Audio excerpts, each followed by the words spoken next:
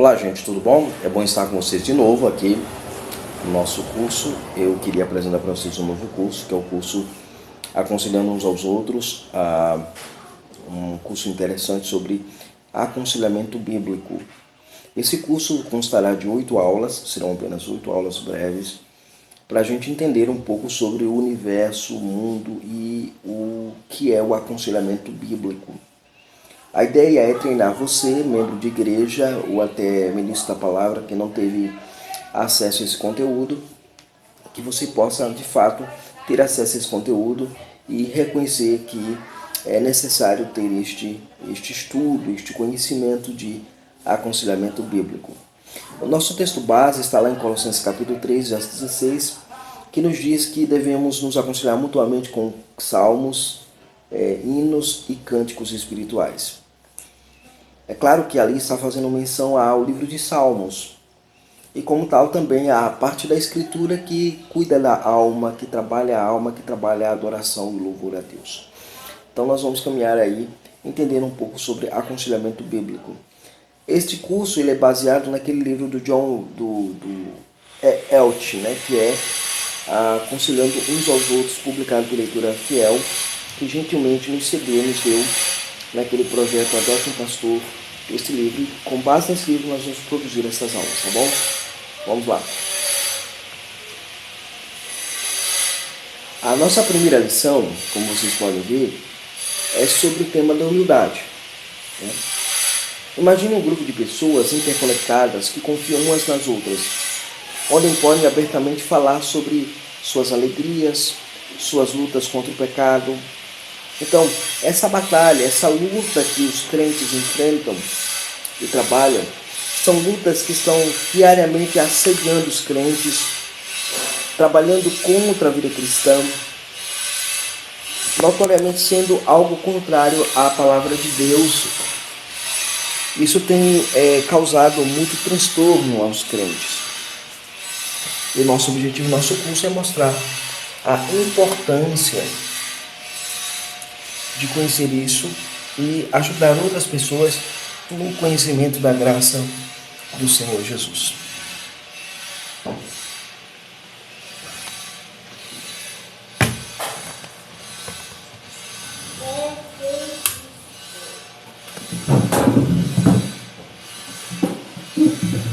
Então vamos para o que de fato nos interessa.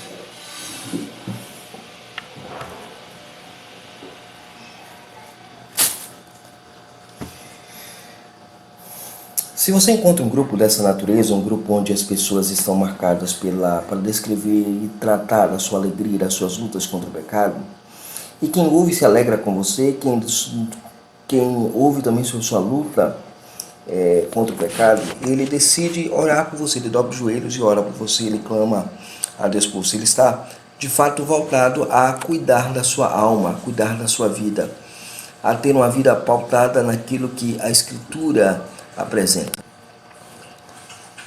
E neste grupo há a franqueza, a liberdade, a amizade, os fardos são compartilhados, recebe-se a sabedoria que esse grupo, que grupo é esse? Que grupo você poderia denominar onde as pessoas se reúnem para tratar destas coisas, dessas questões? Esse grupo não é outro a não ser a igreja do Senhor Jesus. A igreja é este grupo importante em nossa vida cristã. Jesus é o centro da vida da igreja. Sem este centro, na nossa vida tudo é vão, tudo é vazio, nada faz sentido. Quando viemos a Jesus, nós descobrimos também que Ele nos perdoou e nos lavou completamente do pecado. Ele nos amou para que pudéssemos amar livremente. Ele nos deu sabedoria para que usássemos a sabedoria para ajudar outros a encontrá-lo, a amá-lo cada vez mais. E aí Ele nos deu aquilo que nós chamamos de igreja. A igreja é um dom de Cristo dado a nós. Isso é importante para mim e para você, ok? Na qual Ele é o cabeça e nela não há condições de sermos aperfeiçoados em toda a graça e bondade. Só nela encontramos essas condições de crescermos na graça, na bondade do Senhor. Nos ensinando a lição simples. Qual lição? A lição da humildade. sermos humildes, sermos dependentes uns dos outros. É isso que nos ensina o Evangelho e é isso que nos ensina a Igreja do Senhor Jesus. É isso que nós vamos fazer nessa série de estudos sobre aconselhamento bíblico. Eu só posso aconselhar alguém quando eu entendo que eu também preciso do outro a quem eu estou aconselhando. Humildade é a nossa prioridade, ok? Considere, por exemplo, o texto lá de Efésios capítulo 3, versos de 14 a 21, onde Paulo descreve uma imensidão de questões relacionadas a estar na família de Deus, estar dependente um do outro, vivendo da dependência um do outro. Aqui o apóstolo Paulo ele faz da humildade a nossa prioridade. Não é diferente na história do cristianismo. Por exemplo, Santo Agostinho disse que a humildade é o primeiro passo para a verdade. Ou seja, para eu entender o Evangelho de Jesus, eu preciso primeiramente ser humilde, querer receber esse Evangelho, querer abraçar esse Evangelho. Humildade é a base. Segundo, se a humildade não precede a nossa sabedoria, haverá orgulho e não poderemos ajudar uns aos outros. Porque imagine o seguinte, você procurar conselho, orientação, direção a alguém que é extremamente orgulhoso. Como seria isso? Não aconteceria. Não seria viável, não seria real. Isso é importante para nós. Terceiro lugar, a vida de Cristo começa com humildade. Veio ao mundo numa manjedoura, sofreu, morreu, se fez homem, né? O eterno na temporalidade, né? No tempo. O invisível assumindo forma humana. O grandioso, poderoso, governador de todas as coisas, indefeso no colo de uma mortal. É exatamente isso que nós temos no Evangelho, é exatamente isso que nós temos na pessoa de Cristo.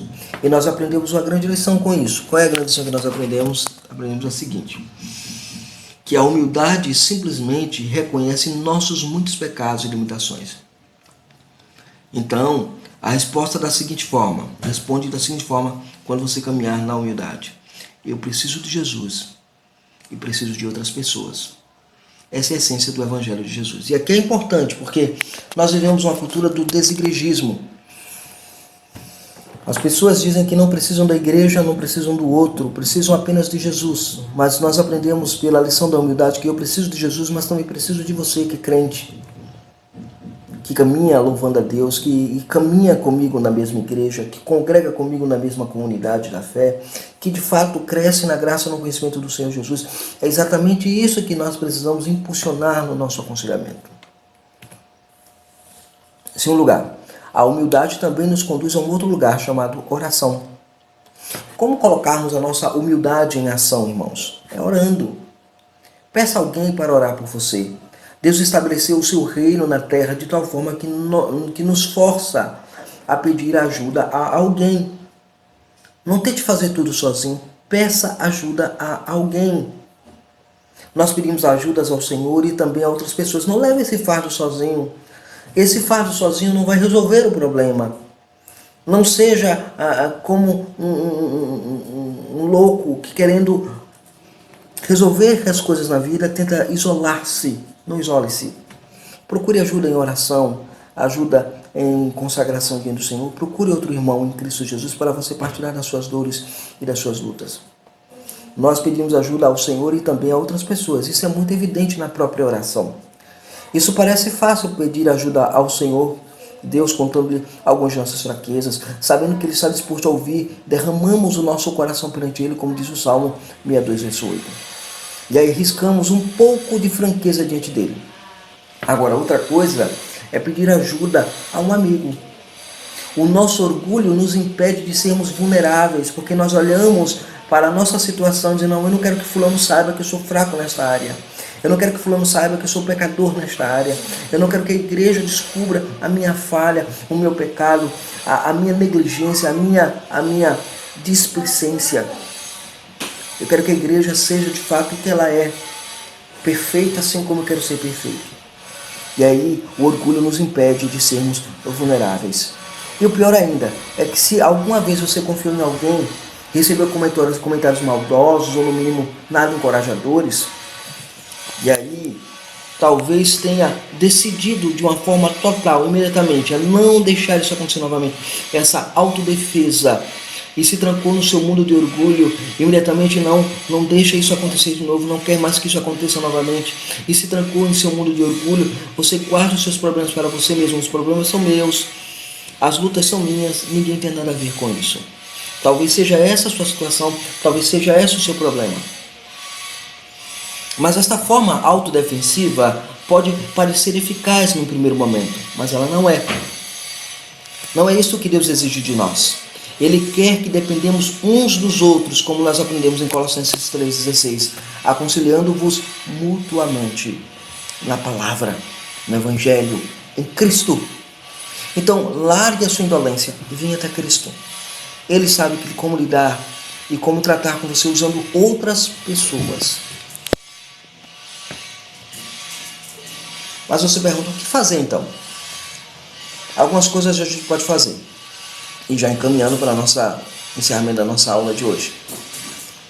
Como abrir mão do nosso orgulho e viver de maneira humilde? Como eu posso abrir mão do meu orgulho, pastor João? Como é que eu posso abrir mão da minha soberba, da minha arrogância? Primeiro, identifique o problema da sua vida. Qual é o problema que vive batendo a sua porta constantemente?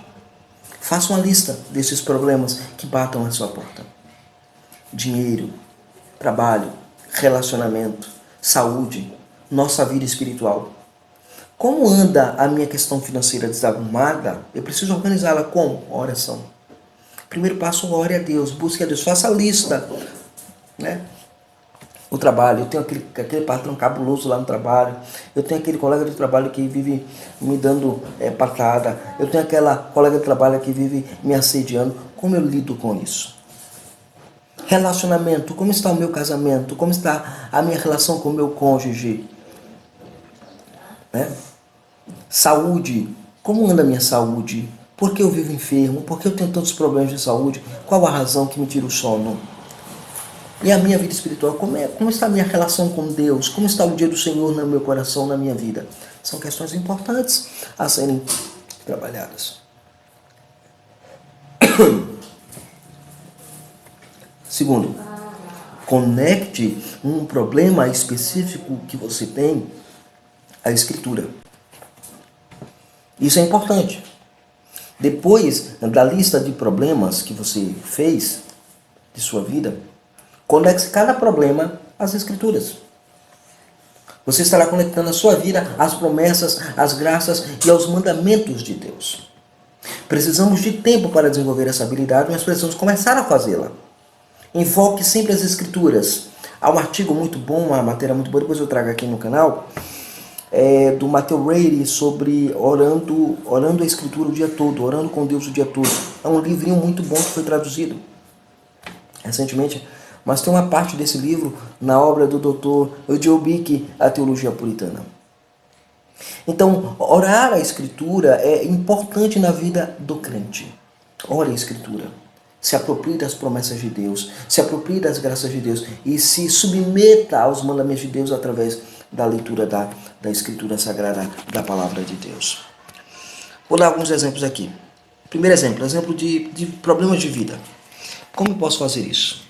Veja, você pode fazer da seguinte maneira. Você pode dizer assim: eu sei que tu importas comigo, pois a tua palavra o diz. Salmo 62:8. O Senhor quer que o meu coração seja derramado diante dele, então vou apresentar os meus problemas da minha vida diante dele. Segundo, estou doente. Eu sei que o Senhor revigora as minhas forças, como aprendemos lá em 2 Coríntios, capítulo 4, versos 16 a 18. Então, sempre invoque a Escritura nos seus problemas diários de oração. E aí se revela que você está sendo humilde. Agora, aprenda uma coisa. Se você não souber orar desta forma, peça a outro crente que te ajude nesse processo importante. Isso revela que você está aprendendo a grande lição de ser humilde. Então, o primeiro passo para eu ajudar alguém no aconselhamento bíblico é entender minha posição de uma pessoa baixa, humilde, pequena. Eu só posso ajudar o outro sabendo que eu preciso ser ajudado. Eu só posso estender a mão ao outro sabendo que alguém já estendeu a mão para mim. Eu só posso ajudar alguém a conhecer os seus limites e as suas lutas e as suas frustrações e as suas batalhas quando eu mesmo tenho passado por isso e já passei por isso. Então esse é o nosso objetivo aqui, aconselhar um ao outro nesse diálogo diário em nosso canal, ok? Segue essa série, este curso é para você. Deus abençoe.